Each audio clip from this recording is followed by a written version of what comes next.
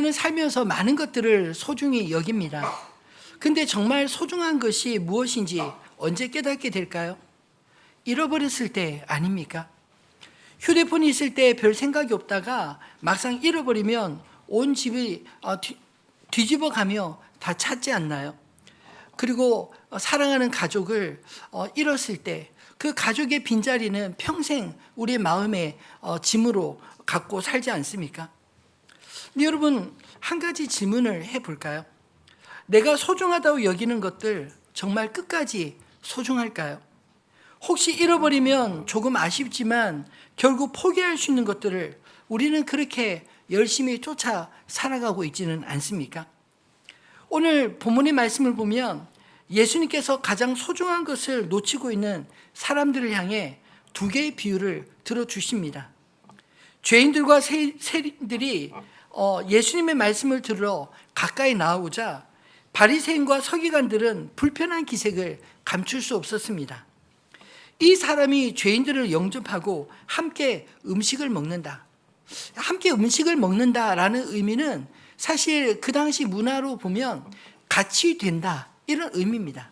같은 동무가 되고 동지가 된다는 그런 의미로 본다면 이 바리새인과 서기관들의 눈에 예수님은 죄인과 세리들과 함께 먹는 것만으로도 예수님이 죄인들과 같은 무리에 속한 것처럼 그렇게 보이지 않았을까요? 바리새인과 서기관들은 왜 그토록 세리들과 죄인들을 싫어했을까요? 아마도 그들은 죄인과 세리들을 악하다라고 이미 마음에 정죄했기 때문일 것입니다. 당시 세리들은 로마를 위한 세금 징수로 백성들 사이에 원성이 잦아있습니다. 또 죄인들이란 그 말 자체가 사람들이 미워할 만한 일을 한 사람들 아닐까요?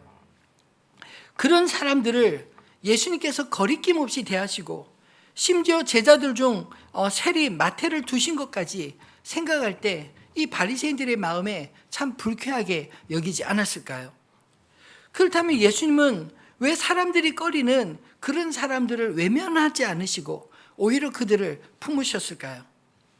예수님은 세리와 죄인들이 자신에게 나오는 것을 어떻게 보시는지 누가복음 15장에 세 가지 비유를 들어 설명하셨습니다. 오늘 우리가 읽은 잃어버린 한 마리 양과 드라크마 하나를 찾는 이야기와 또 다음 주에 우리가 함께 살펴볼 우리가 잘 아는 탕자의 비유가 같은 이 누가복음 15장에 들어 있습니다. 그 중에 우리는 오늘 이 앞에 두 가지 이야기를 들여다볼 것입니다.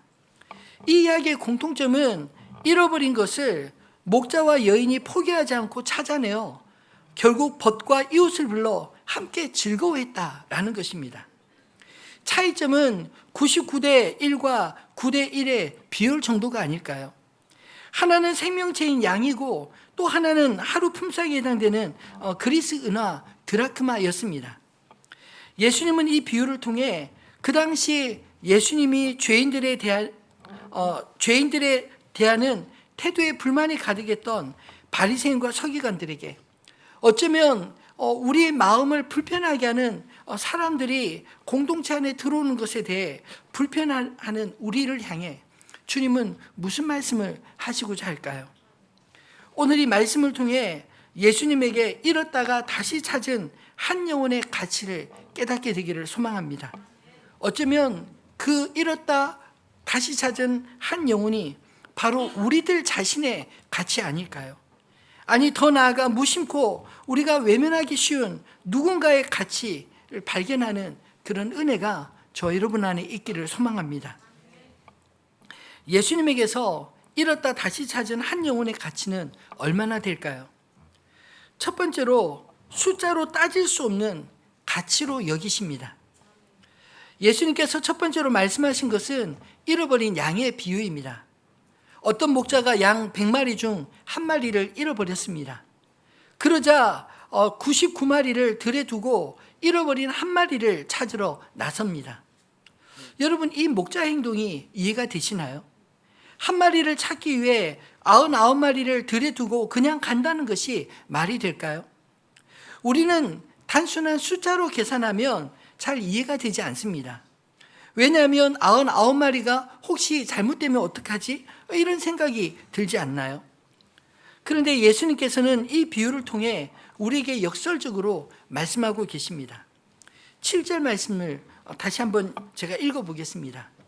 내가 너에게 이르노니 이와 같이 죄인 한 사람이 회개하면 하늘에서는 회개할 것 없는 의인 99으로 말미암아 기뻐하는 것보다 더하리라. 하나님은 영혼을 숫자로 세지 않으신다는 것입니다. 99마리가 남아있다고 해서 잃어버린 한 마리의 가치가 줄어들까요? 그리고 99마리를 방치하신 것이 아니라 오늘 본문에 보면 그들은 이미 빈들이라고 표현했지만 이미 그들의 초장인 하늘에 있다라고 말씀하십니다. 회개할 것 없는 의인 99은 이미 하나님의 기쁨인 것입니다. 그렇다고 잃어버린 한 영혼을 99의 영혼에 가려 포기하지 않겠다 하시는 하나님의 의지를 보여준 말씀 아닐까요? 한 영혼은 그 자체로 온전한 가치가 있는 존재입니다. 우리는 종종 사람을 숫자로 계산할 때가 있지 않나요? 마치 오징어 게임에 그 사람들의 숫자로 사람들을 부르며 취급하듯 말입니다. 교회에 이미 많은 사람이 있는데 굳이 적응을 잘 못하는 한 사람을 위해 교회는 애써야 할까요? 한 명쯤 스스로 교회를 떠나도 어쩔 수 없는 거 아니야? 이런 생각 우리가 쉽게 하지 않습니까? 목사인 저는 이 말씀을 준비하면서 정말 쥐구멍이라도 들어가고 싶은 그런 심정이었습니다. 저도 모르게 이런 생각이 저의 마음을 사로잡을 때가 참 많이 순간순간 들기 때문입니다. 이미 마음이 상한 자를 붙잡는 것이 얼마나 어려운지, 또 신앙을 잃어 마음이 떠난 사람을 붙잡는 것이 얼마나 힘든지 저도 포기할 때가 많이 있었기 때문입니다. 그런 저의 마음을 책망하시는 음성처럼 오늘 이 말씀을 묵상하는 내내 저의 마음을 힘들고 부끄럽게 했습니다. 그럼에도 불구하고 오늘 말씀을 통해 제가 소망을 가질 수 있는 이유는 오늘 이 말씀이 바로 주님의 의지를 보여주고 있기 때문입니다. 나는 한 영혼을 결코 포기하지 않는단다. 그저 하나의 숫자가 아닌 나에게 가장 소중한 존재이기 때문이다. 바로 주님이 그렇게 보시고 오늘 목자가 한 마리의 양을 찾아 나서듯 그리고 한 드라크마를 잃은 여인이 집안을 뒤집듯이 그 하나의 드라크마를 찾는 바로 그분이 주님이시라고 말씀하고 있기 때문입니다. 이 말씀을 통해 그 주님의 의지, 마음이 들리시나요? 그렇다면 100마리 중 잃어버린 한 마리 양은 어떤 양일까요? 왜 한 마리의 양은 무리에서 이탈되었습니까? 아마도 다른 곳에 정신 팔려 스스로 양의 무리에서 벗어날 경우가 있지 않았을까요? 이사야서 53장 6절 말씀에 보면 우리는 다 양 같아서 그릇 행하여 각기 제 길로 갔거늘 여호와께서는 우리 모두의 죄악을 그에게 담당시키셨도다 라고 말씀합니다. 이 말씀에도 양을 어떻게 비유했느냐면 각기 제 길로 그릇 행하여 갔다 라고 말씀하고 있지 않나요? 양은 본능적으로 길을 잘 찾지 못하는 그런 근시안적인 동물입니다. 그래서 무리에서 이탈하면 스스로 돌아오지 못합니다. 이처럼 사람도 스스로의 생각과 판단을 따라 가다가 길을 잃고 하나님과 멀어질 수 있지 않나요? 처음에는 단순한 호기심으로 작은 불순종으로 시작하지만 결국 하나님과 멀어지는 그런 사람들이 주변에 많이 있지 않습니까? 또 어쩌면 무리에서 소외당하거나 상처받은 양은 아닐까요? 때로는 다른 양들에게 밀려나거나 상처를 받아서 공동체에서 멀어지는 경우도 있습니다. 교회 안에서도 성도들이 관계 속에서 상처를 받거나 공동체에서 소외된 느낌이 들면 자연스레 떠나지 않나요? 교회 안에서 정죄받거나 자신을 받아주는 사람이 없다고 느끼면 이 양은 점점 멀어질 것입니다. 또한 유혹과 미혹에 빠진 그래서 무리 가운데서 벗어난 양들도 있을 것입니다. 요한복음 10장 10절 말씀을 보면 도둑이 오는 것은 도둑질하고 죽이고 멸망시키려는 것뿐이요 내가 온 것은 양으로 생명을 얻게 하고 더 풍성히 얻게 하려는 것이라 말씀하셨습니다. 선한 목자이신 예수님도 계시지만 때로는 사건과 같이, 때로는 도둑과 같이 양들을 멸망시키기 위해 다가오는 사탄과 같은 존재가 있다라는 것이죠. 사단은 사람들을 하나님에게로부터 멀어지게 하기 위해 끊임없이 미혹하는 영이 아닌가요? 세상의 쾌락과 돈으로, 성공과 인간관계 속에서 우리는 끊임없이 유혹받다 보면 점점 하나님과 멀어질 때가 있지 않으시나요? 그러면 무리에서 탈선한 양의 형편은 어떻게 될까요? 양은 방향 감각이 약해서 무리에서 이탈되면 스스로 돌아오지 못합니다. 한번 길을 잃으면 목자가 오늘 본문의 말씀처럼 찾아가서 끌어오지 않으면 돌아오기 힘들다는 것입니다. 또 양은 항상 무리를 이루어 생활하는 습성이 있습니다. 무리에서 벗어나면 불안해하고 쉽게 스트레스를 받습니다. 양은 스스로를 지킬 능력이 없습니다. 양은 이빨이나 발톱이 날카롭지 않아 자신을 방어할, 지킬 능력이 없는 동물입니다. 그래서 늑대나 맹수의 표적이 되기 쉽고 목자가 없으면 쉽게 희생이 됩니다. 최근에 제가 뉴스를 보다가 호주에서 바락이라는 이름의 양이 오랫동안 방치되었다가 되었는데 그 뉴스가 화제였습니다. 이 양은 얼마나 오랜 기간 방치되었는지 알 수 없지만 양털이 과도하게 자란 상태로 발견되었는데 그 양의 털을 부드럽게 씻어주고 그 다음에 이 양털을 깎았더니 양털 무게만 무려 35kg나 나왔다고 합니다. 35kg나 되는 양털의 무게로 양의 발목은 이미 많이 상해있었고 그리고 양털이 눈을 가려서 제대로 앞을 보지도 못했다고 합니다. 근데 다 깎아놓으니까 얼마나 날씬한지. 여러분, 양은 계속 자라나는 털 때문이라도 정기적으로 깎아주면 살 수 없는 존재이기에 양털을 손질해줄 목자의 돌봄이 없이는 스스로 생존할 수조차 없는 그런 존재라는 증거가 아닐까요? 이 같은 양의 특성은 성경에서 하나님의 백성들을 가리키십니다. 우리는 스스로 길을 찾을 수 없고 공동체 안에서 보호받아야 하며 주님의 인도하심이 절대적으로 필요한 존재라는 것입니다. 근데 참으로 다행히게도 예수님은 이 양무리의 선한 목자 되십니다. 그분에게는 수많은 양이 있어도 하나하나를 숫자가 아닌 생명의 가치로 보셨습니다. 그저 표도 안 나는 하나, 있어도 그만 없어도 그만인 그런 존재가 아닌 사랑하는 사랑스러운 존재로 바라보신다는 말씀입니다. 100마리 중에 한 마리가 사라진 것을 목자가 어떻게 알았을까요? 부지런히 양무리를 살폈기 때문에 수시로 양의 숫자를 세웠기 때문에 양들을 하나하나 알고 있었기 때문에 양 한 마리가 사라진 것을 알아낸 게 아닐까요? 요한복음 10장에 선한 목자 되신 예수님은 자기 양을 친히 아신다라고 말씀하십니다. 14절로 15절 말씀을 같이 읽어볼까요? 나는 선한 목자라. 나는 내 양을 알고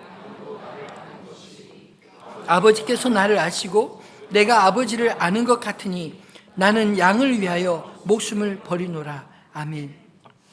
양과 같은 우리는 어떤 목자를 만나느냐에 따라 인생이 바뀌지 않을까요?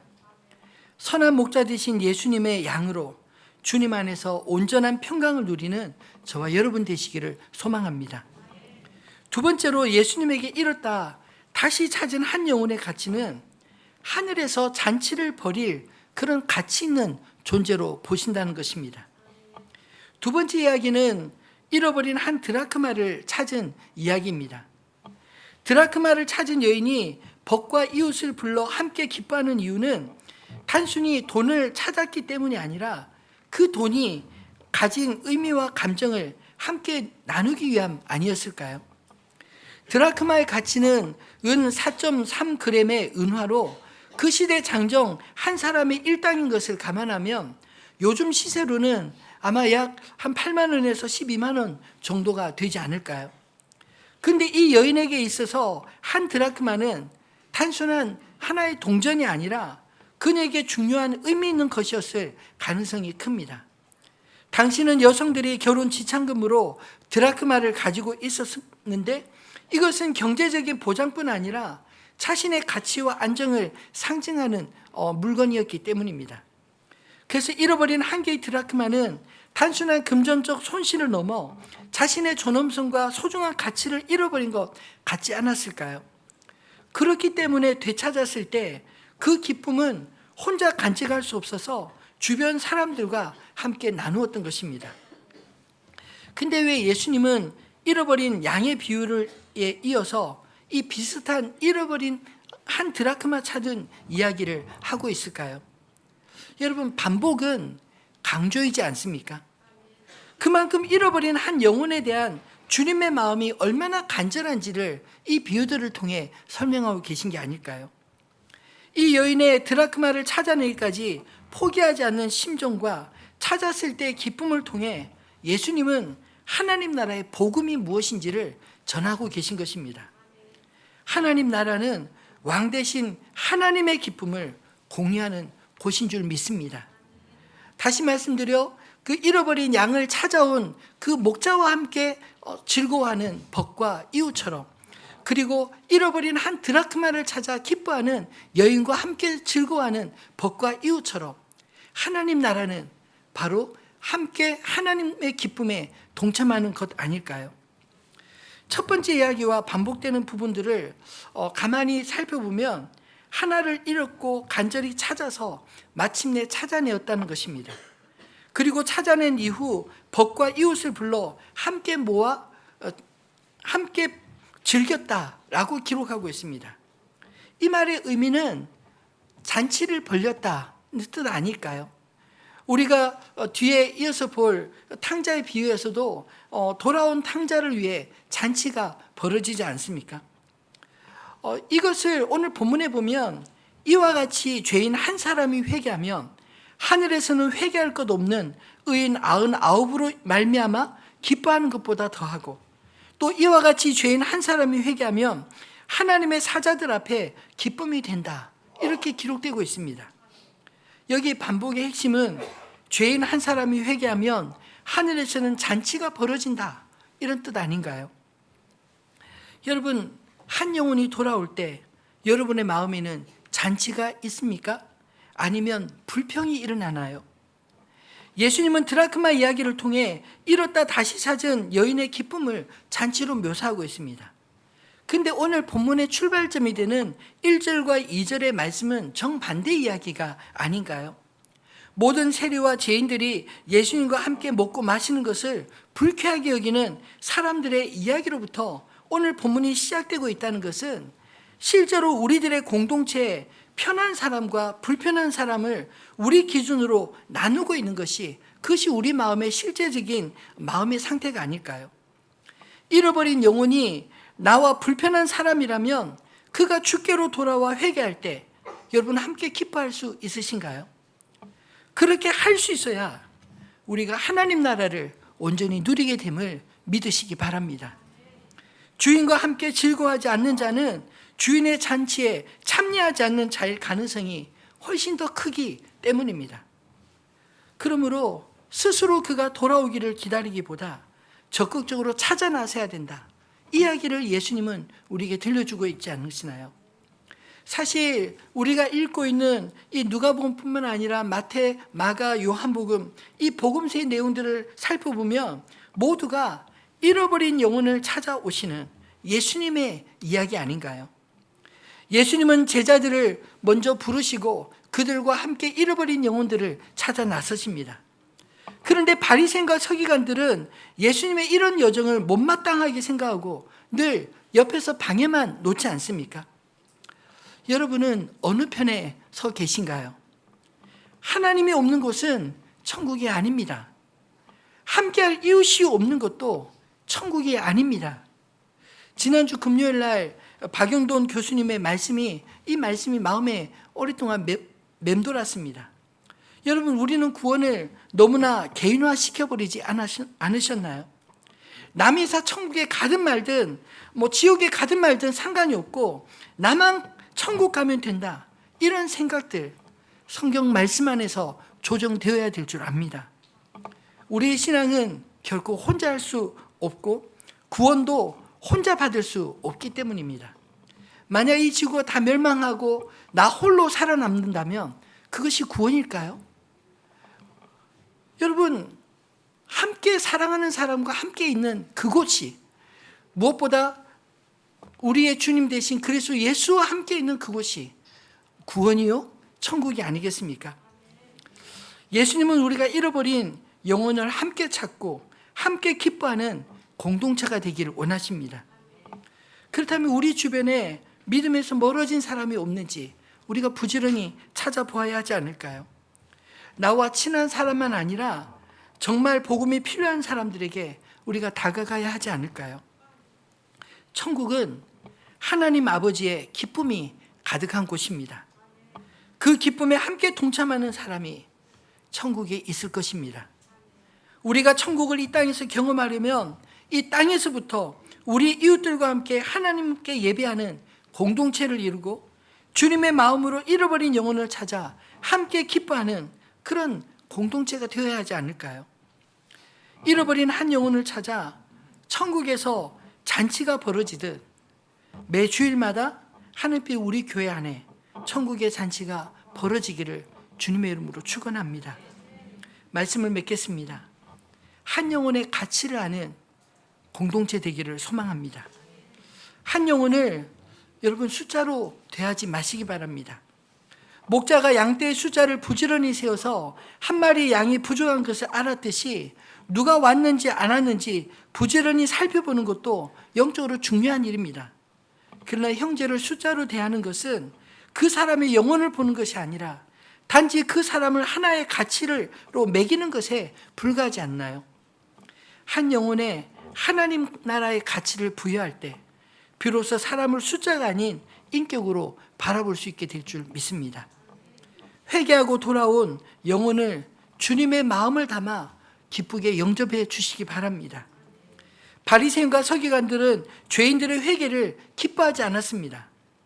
우리는 우리 공동체에 나에게 불편한 사람이 들어올 때 여러분 이런 불편한 마음이 들지 않으시나요? 그럼에도 불구하고 우리 자신을 부인하고 예수님의 마음으로 그들을 품고 함께 기뻐해야 하지 않을까요? 그것을 통해 그 불편한 관계도 회복되고 우리 가운데 서로 사랑함으로 하나님의 나라가 이루어질 줄 믿습니다. 또한 예수님처럼 한 영혼을 적극적으로 찾아 나서시기 바랍니다. 예수님은 잃어버린 한 마리 양이 돌아올 때까지 가만히 기다리고 있지 않았습니다. 또 하나의 잃어버린 드라크마가 다시 찾을 때까지 그냥 내버려 두지 않았습니다. 오히려 길을 잃은 양을 죽기 전에 찾아 나서고 그리고 드라크마를 찾기 위해 집안을 샅샅이 청소하며 뒤졌습니다. 여러분, 예수님이 들려주신 이 이야기는 우리가 잃어버린 한 영혼에 대해서 어떤 태도를 가져야 하는지 말씀해 주는 게 아닐까요? 주님이 그렇게 찾으시는데 우리도 함께 찾아 나서야 하지 않을까요? 오늘 이 비유의 말씀을 먼저 우리 자신들에게 적용하면 어떨까요? 내가 과거에 잃어버린 바 되었던 양이었는데 선한 목자 되신 주님이 찾아주셔서 내가 이 자리에 있다는 생각을 하면 정말 기가 막힌 은혜 아니겠습니까?